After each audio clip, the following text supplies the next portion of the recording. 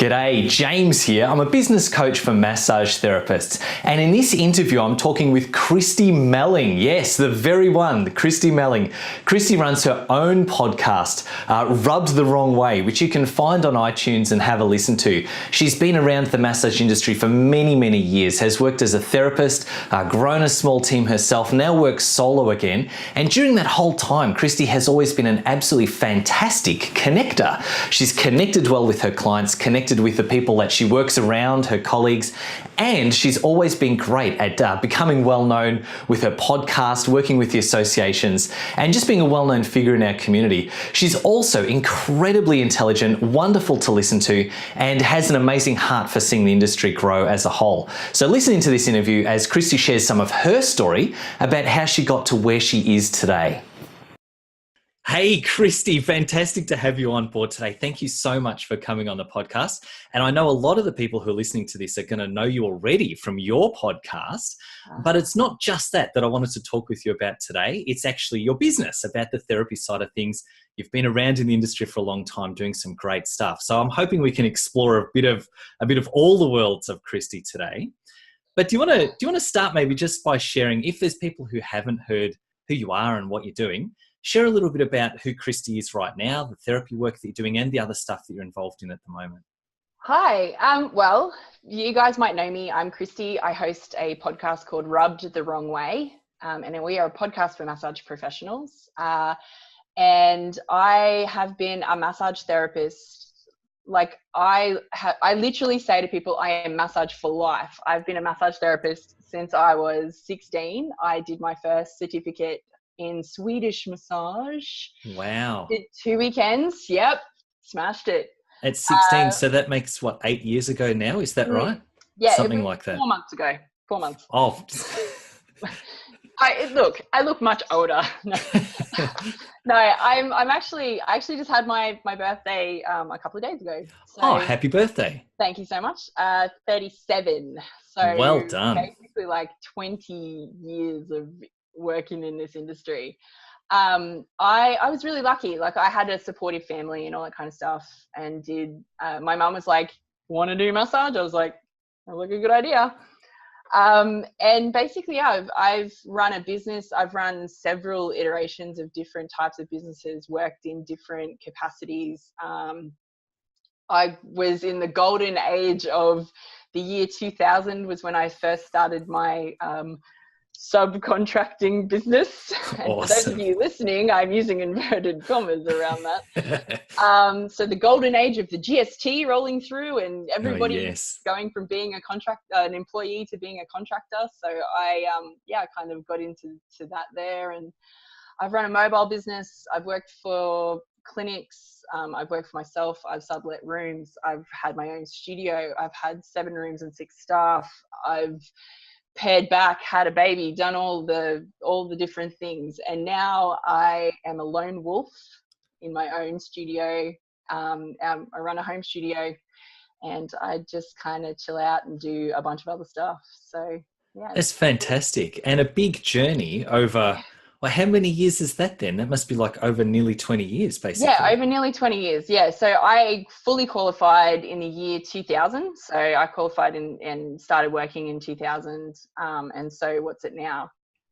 2017. That's right. So it's at least 17 years. 17 years of working full-time in the industry. So I don't know if it's a brag or a humble brag, but I've actually never had a real job. I've only ever done massage. Other than this one, right? Other than massage. I've never worked in an office. I've never been able to. I'm basically unemployable, if it comes right down to it. Yeah, you're twisting this to make it sound like it's not a good thing. You're lone wolf could be fantastic. This is like, you're an entrepreneur. That's the word we use now, right? Entrepreneur. Yeah. So it's been fun. It's been a whole bunch of ups and downs. I really think it's a fun industry to be in, but it's tough. Like it can be tough. And I think, so let's continue talking about that side of things. It's not uncommon either to find that it is tough. as an industry, it's something where it's very hands-on. A lot of people get into the business because they love that side of it. They love connecting with people and touching. Literally, I often say it's the world's most touchy-feely profession. You're literally just touching people all day. And that's fantastic for people who have that side of their personality. They really love it. But the business side of things doesn't necessarily come as easily to people who have that kind of focus. Do you, like, to have longevity in the industry for that long, you must have got some things right over that time. You've obviously got a great client base. You're making a living out of this. It's a long-term career for you. What do you feel are the things that have done really well for you as far as how you've actually done it, the steps that you've taken or the techniques you've used? Well, there's a lot of trial and error. And I think probably the biggest thing that I think one of the best things that has served me quite well being in the industry is to just kind of keep trying things. Yeah, great. I'm not the kind of person who goes, oh, I tried that one thing and it never worked, so I'm never doing it again. And I know there's a lot of talk, particularly for new therapists. Like I had a lot of time. When I first started in my business, I was 19, I was going on 20, and I was working at a chiropractic clinic, and I was working there 6 days a week. I was there Monday to Saturday, and we did split days, 3 days a week. So I worked from 7 a.m. till 11 and then from 2 till 6, 3 days a week. And, like it was huge hours. It was massive. And basically I would sit there and I'd be like, okay, I'm ready. Twiddling your thumbs. Yeah. To do massage. And one of the things that I started doing was basically just, you have to get your face out and talk to people. So you can't just sit and like be like, come on, I'm ready to do massages. You've actually got to put some energy out there and start talking to people. And one of the things I found for myself was I would sit beside the reception desk and I would just talk to everyone as they came into the thing. I'd be like, oh, hey, I'm Kristie. I do massage. If you're interested in having massage, come and have a massage. Yeah, and people would be like, oh, what else are you about? Like, and you're just kind of talking to the people. And what you would find, because it was a chiropractic clinic, I would find that you would have the same faces coming in 2 or 3 times a week. And I'd be like, oh, how's that neck thing getting? Is that getting better? I know you came in, it was a bit sore. And they're like, oh yeah, it's getting better. I'm like, it'll really help. Massage. There you go. And you're sitting right next to the desk. So it's like, book it in now. Yeah. Book it in. I'm here. Here I am. Are you free now? Because I'm free now. Let's go. And so basically I just found that one of the things that most people overlook is that ability to just kind of be in people's faces a little bit. And sitting in your clinic room on your own, crossing your fingers, hoping that people are going to come in, it doesn't really work. It's not a strategy. That's right. No. Well, it's a terrible strategy, basically. And I think the other thing that I learned really quickly early on was the ask to come back. Yeah, great. Yeah. So first and foremost, I knew because, well, basically it was massage people, make money, or don't eat and pay rent. So there was this point where I was like, more people to massage equals more money in my bank account. Check. Yeah, can pay the rent. Can pay the rent. And so my brain just kind of went, maybe they'd like to come back at some point. And so I started just asking people. And I think that was probably one of the most like powerful strategies straight up, was basically just saying to people, do you know what? If you're coming 2 to 3 times a week for a chiro adjustment, maybe having a massage once every fortnight will also help whatever's going on. And I was really lucky because the chiros I was working with were really supportive of massage as well. So we would kind of strategize in the lunchroom and have a conversation. And they'd be like, oh, Mrs. blah, blah, blah has got this neck thing going on and I think she needs a massage. So I'm going to suggest to her that she comes every fortnight. So maybe you should back that up and great. Kind of get that through. And I think a lot of, I was really lucky because I was mentored quite a lot by the the locums and the other chiros who kind of came into the studio where I was working, and they just talked. They just let you kind of said, they said just talk to the clients, talk to the people, do the massage. And I'm not going to say I was great at massage, but I eventually built up to the point where I was seeing that 15 or 20 people a week, which was a good steady income.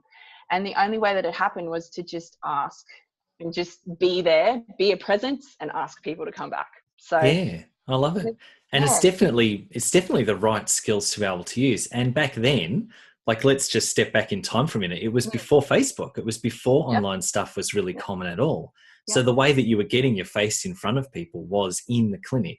And I guess if people are working from a chiro or some kind of related thing, that's still probably the best thing they can do, is literally just be present, be seen. Yeah. I know you've got a lot to do with social media now as well. How do you see that sort of fitting into the mix? Well, I think people are really distracted by social media.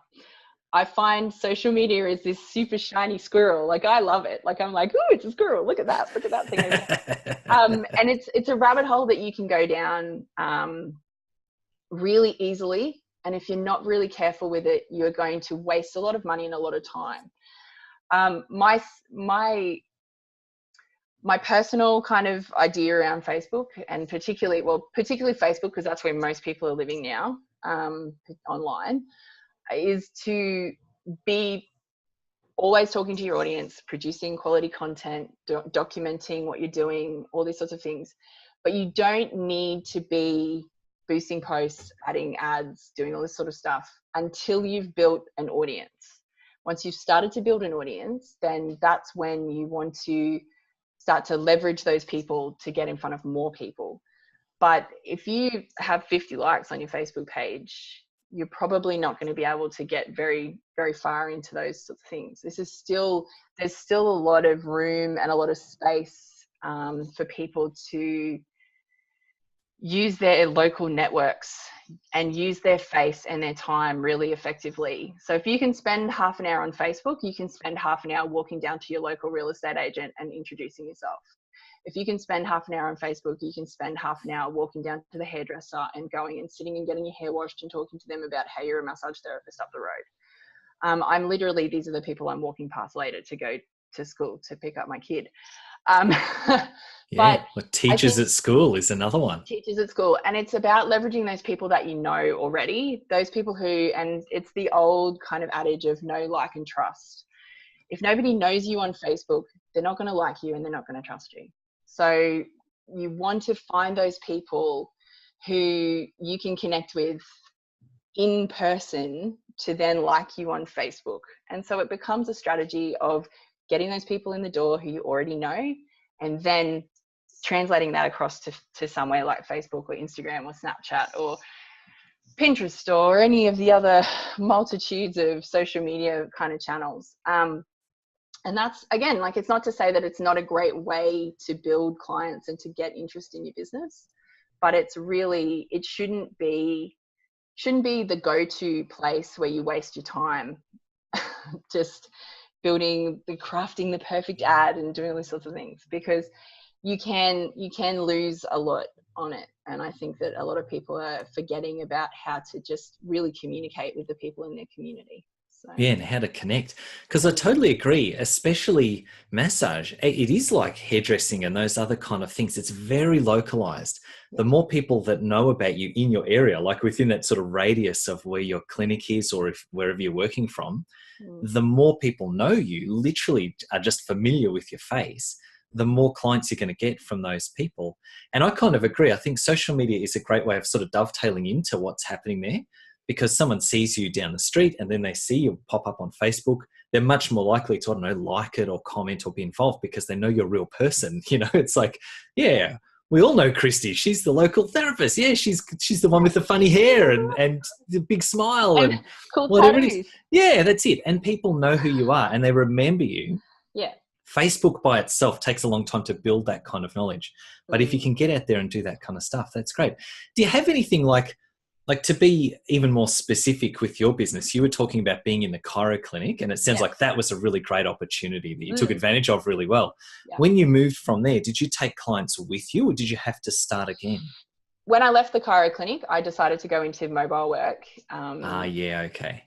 And so I basically just started to tell those people, because the chiro, the head chiro who I was working with was becoming very focused on the chiropractic model of get them in a lot and make bulk cash. And that didn't kind of sit really well with me, particularly because he was, narrowing his times down and not doing it. There's a whole bunch of reasons why it didn't work out.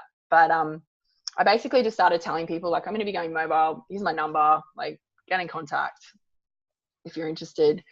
And basically a lot of those people just kind of, because I was like, well, I'll come to your house. And they were like, that's way more convenient than leaving my house. Yeah, that's it. And so I really just managed to kind of continue seeing the same sort of clients that I was. Then I started working at another clinic and just subcontracting at another clinic. And again, it became that real, you start to really realize when you start working with other therapists at times how your skill set's really different.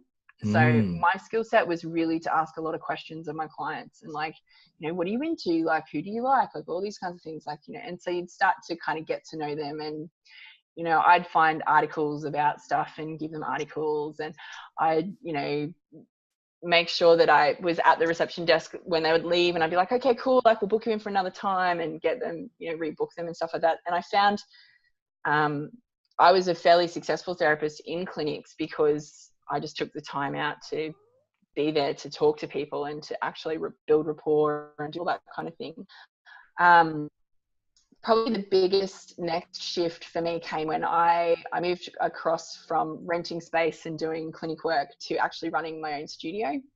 So I moved from renting space across in about 2006. I opened what's kind of the first iteration of what is now my current business, which is called Feeling Peachy. And we opened up in a 3-room studio in Annerley. And basically we had started with we had 2 kind of subcontractors who worked for us, my ex and and we sort of built up a reputation. And probably the best thing we did, because I moved and I had enough clients for me, but we had all this additional space. We had rent on an additional sort of room, like all these sort of things. So we needed to start building up clients for therapists. So of course.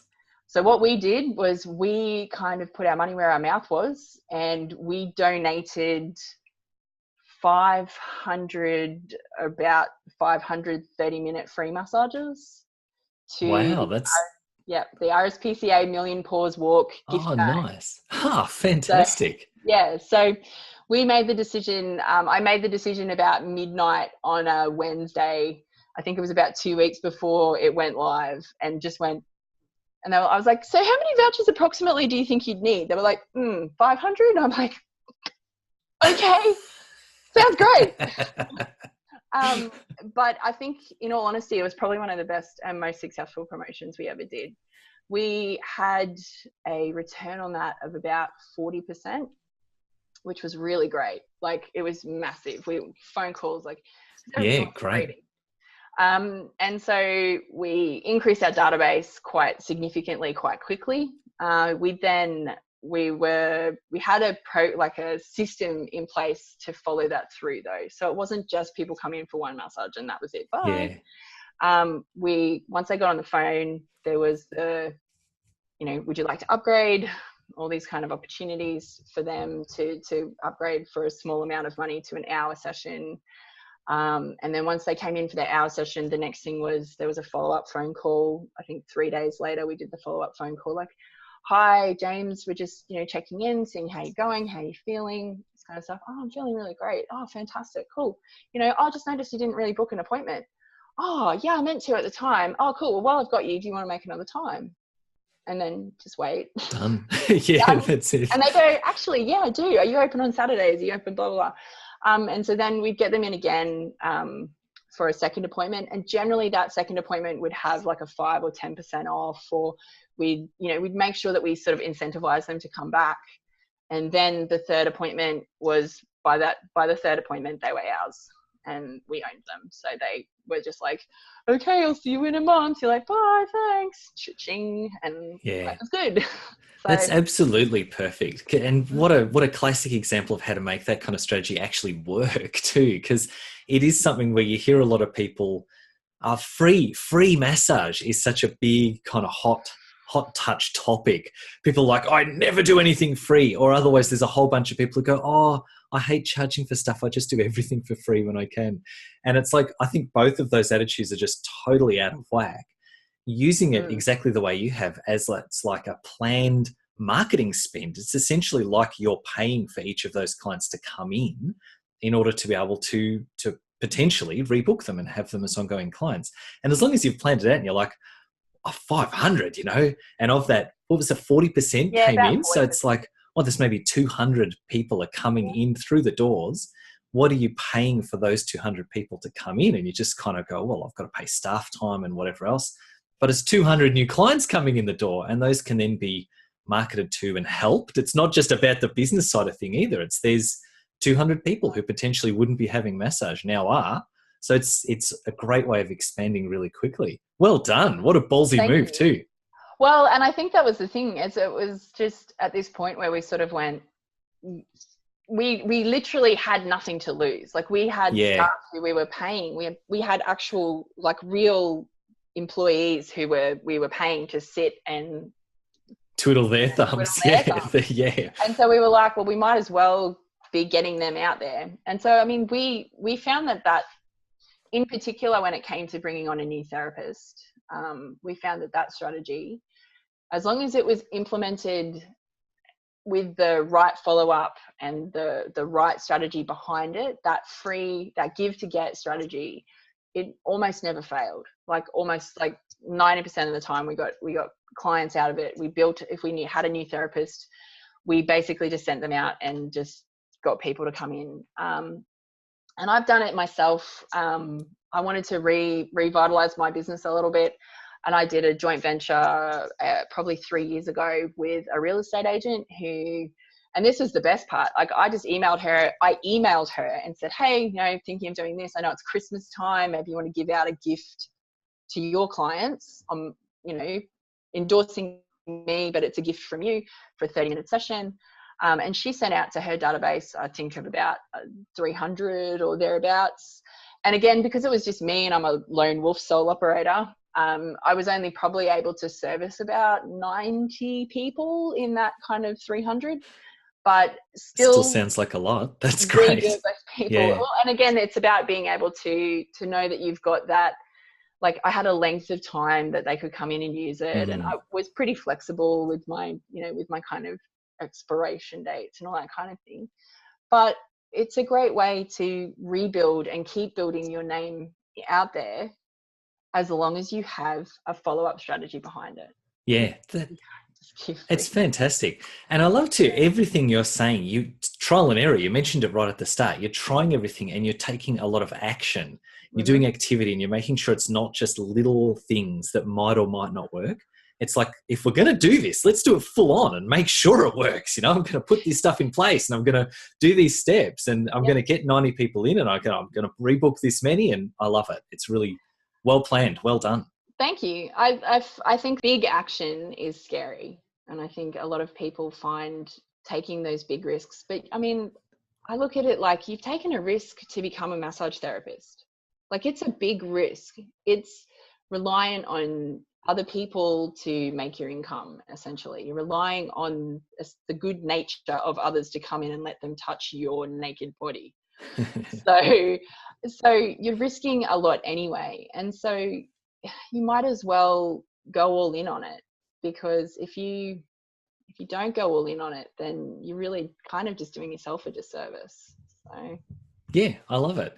And so from all that and all that experience that you've had, and then you run a podcast now, and you're in the You better say it. The Q&A one. What's that called? Oh, Australian Massage Q&A. That's Australian Massage Q&A. So yeah. I'm not allowed in that one. That's why I don't know the name, because I'm not a massage therapist, and it's Massage Therapists Only Facebook group. It is. I do listen to the podcast sometimes because, of course, that's available to anyone. So that's awesome. I love that you've got that real community spirit. And I guess it does follow along just from you being that person who goes out and does stuff and meets people and connects. If there's anything I'm hearing, it's that you're really great at connecting. You're great at forming those relationships with people. What do you see as being the next steps for you in that direction? Well, a few colleagues and I are looking at starting what we're calling Misfit Massage. Now, it's still really in the infancy at the moment, but we are looking to create a community-based platform for massage therapists.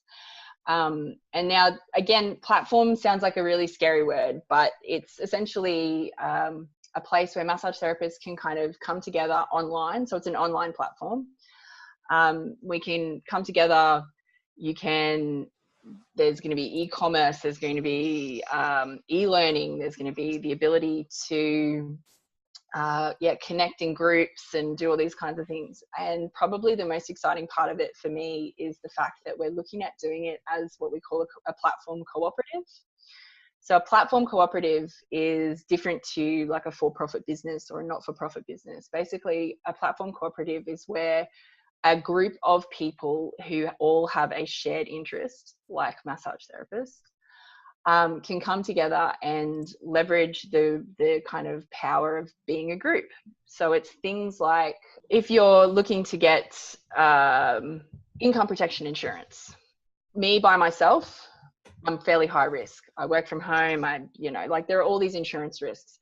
But if there is a massive group of us who say we are all home-based therapists, we all earn about this much money, we all have these kinds of things, we can approach an insurance company and say to them, we would like you to offer us a reasonable priced, please, income protection insurance policy for the group. It also means that massage therapists, as part of the cooperative, would have an opportunity to be able to kind of have a say in the direction of the industry. Our idea is to become kind of the grassroots sort of voice for massage therapists, particularly to associations or other industry bodies. We're not looking to replace associations. They already do a great job, but they do a great job being conduit between government and health funds and all these sorts of things. And I think that there's a gap in the market for massage therapists to be able to actually just really connect with each other. Currently there's no real need or no requirement for us to connect as individuals and download our daily kind of grind stuff that goes on in our heads. And basically we're finding that a lot of massage therapists are just having this real disconnection between each other. They're not getting that opportunity to be able to find peers and connect with those peers. And basically it's something I'm personally quite desperate for, but I love, and obviously, as you've said, I love connecting. I love making connections. I love getting people to connect with each other. And I think that massage therapists are in a really unique place and position to be able to do that. So the Misfit Massage Cooperative is, fingers crossed, launching in the next, probably by around the end of August. But that's as long as we can get a few ducks in a row. But that's basically the big project that I'm really sort of focused on at the moment. And how exciting. It sounds fantastic. So if people do want to hear more about that, because that might be launched by the time this podcast episode is coming out, or it won't be far away. Yeah. Where would they look for that? Is that going to be a website or Facebook? You can jump over to our website, which is misfitmassage.com. And you can watch a little video of myself and Christina Brown, and Christina's the other crazy misfit who's on board to help out. We've got a few people behind the scenes, and we've actually just in the last week, I think we've just secured the platform that we want to get onto, and it's really, really fun, and it's really functional, and it's got a lot of got a lot of guts to help massage therapists, I think, really get a lot of value and all of those kind of good things that we need to connect and do all that sort of stuff. So. How fantastic. Because, yeah, really, even from the work we do, I know that community is something that so many therapists want and need. And Facebook is great. You know, there's the Q&A network. There's a bunch of other places that people do get together and literally just connect and talk. But Facebook is still only meeting that need in one way. So being able to have those kind of things available is, yeah, really, really great. I think probably the other thing, and the other thing that we see particularly with Facebook, is that it's not yours. So Facebook owns whatever you put on Facebook is Facebook's. And at any stage, our Facebook groups could just disappear. So I know probably 18 months ago, I think it was, the Massage Nerd group, which has like 30,000 members, just disappeared. And it disappeared for like 2 weeks.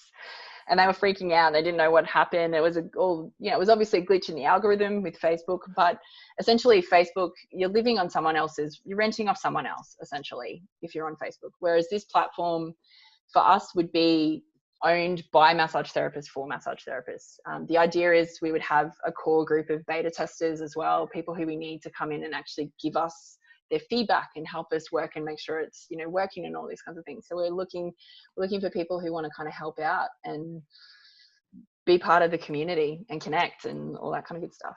How fantastic. Sounds really good. So yeah, I'll put the link to that in the show notes as well. So if people want to touch base, want to see what's happening, if it's launched right now and looking into the future from when we're recording this, it might be launched by the time people are listening. Absolutely. Yeah. And so if it's launched, wink, yes. Wink. We'll probably be launching a crowdfunding campaign. So we'll be looking for you to put your money where your mouth is if you want to help us out. So, fantastic. Yeah. Well, we can put a link to that as well, or people will find that from the Misfit Massage website, I imagine. Absolutely. Too. Yeah, perfect. That sounds really great. Look, before we wrap up, we're nearly done, but I wanted to just come back to the business side of things. Awesome. What's maybe from all that experience that you've had, and I know you're great at connecting with people, with clients, with other therapists, what would you give as the one piece of advice to other therapists who might be in that process at the moment of still building their business, still going through like what you were talking about, your early days, they're working from a chiro or they're doing something on their own, they're just starting out. What would be your single biggest piece of advice, either a tactic or something that they should be doing to help them keep moving along that journey? I think probably the biggest thing that I would say is don't postulate, don't think maybe, one day, sometime. I think it's just do and ask. Like I think it comes back to that, if you have half an hour to spend on Facebook, even if you're just scrolling through your feed, you have half an hour to go and connect with someone in your local area. Do things that help you build your business. And don't be afraid of it. And don't be afraid to get it wrong. Like, oh man, I got so much stuff wrong. There's so many times when I'm like, oh, you said the wrong thing, you're an idiot. But I still did it. And I think that's the thing is I think at times we get this, we freeze up and we're like, oh, I'm going to say the wrong thing or I'm going to do the wrong blah, I don't know. And I think people care very little at times. Yeah. and so just do stuff and try it out and don't be afraid of trying big stuff. Yeah, I love it. It's absolutely fantastic advice. Trial and error, keep doing things, all that kind of stuff. Yep. So if people want to connect with you, there's the Misfits Massage website and there's the podcast. Now, is it rubbed the wrong way or rubbed the right way? Well, the website is Rubbed the Right Way. So if you want to jump over to rubbedtherightway.com, you can check out the latest episodes of the podcast there, or you can search Rubbed the Wrong Way in iTunes or your favorite podcast player. Perfect. Not Spotify because they won't let me in, but but anything else. But yeah, if you search for my name, and generally if you search for Kristie Melling, you will find me in iTunes and all that kind of good stuff. And Happy to connect Awesome. with you guys on Facebook and all those kinds of fun places. Come and check us out.